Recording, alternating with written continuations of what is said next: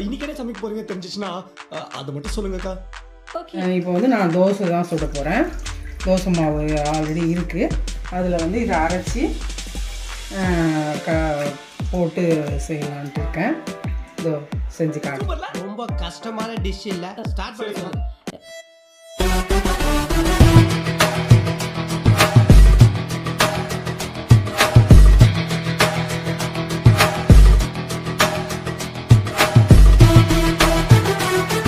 Already சொன்ன மாதிரி இந்த வீடியோவில் நம்ம பார்க்க போகிறது தோசை வீடியோ.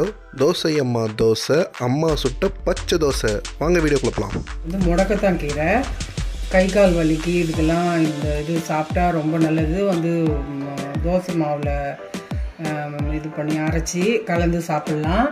அப்படி இல்லாட்டி சூப் வைக்கலாம், இது குழம்பு வைக்கலாம், இந்த மாதிரி செய்யலாம்.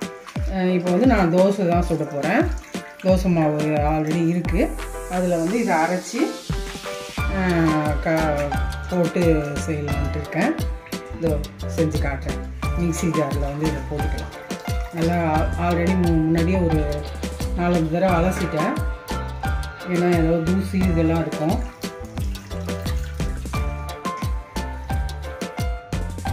இதை நல்லா அரைச்சி இந்த மாவில் கலந்து சுற்றிடுவோம். இன்னும் கொஞ்சம் அரைக்கணும். இது கொஞ்சம் மையில் இதில் கலந்துக்கலாம்.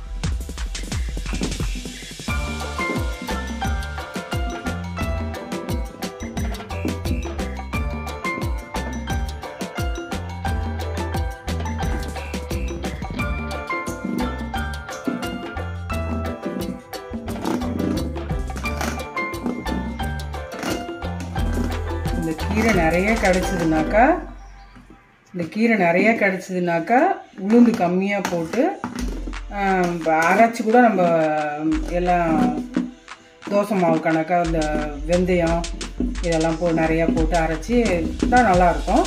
இப்போ கொஞ்சமாக தான் எனக்கு கிடச்சிது, அதனால் இருந்த மாவில் கொஞ்சமாக கலந்துக்கிறேன். அப்புறம்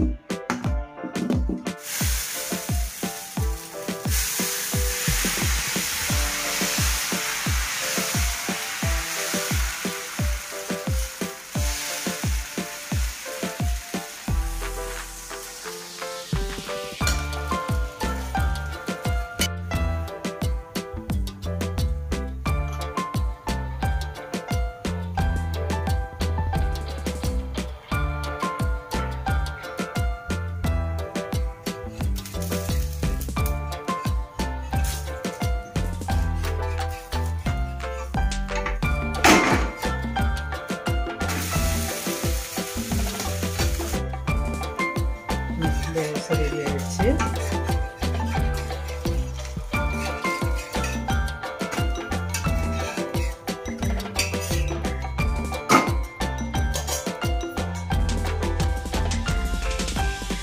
தேங்காய் சட்னி, பூண்டு, வரமிளகா எல்லாம் வச்சு அரைச்சது, அதெல்லாம் அப்புறம் ஒரு நாள் வீடியோ போடுறேன். இது வந்து கார சட்னி தான். இது ரொம்ப நல்லாயிருக்கும். சாப்பிட்டு பாருங்க. இந்த மாதிரி பச்சை தோசையை நிறைய பேர் வீட்டில் சாப்பிட்ருப்பீங்க. ஸோ புதுசாக பார்க்குறவங்களுக்கு இந்த மாதிரி ட்ரை பண்ணி பார்த்துட்டு அது எப்படி இருந்துச்சுன்னு சொல்லிட்டு உங்களோட கமெண்ட்டை சொல்லுங்கள். மறக்காமல் நம்ம சேனலை சப்ஸ்கிரைப் பண்ணுறேங்க.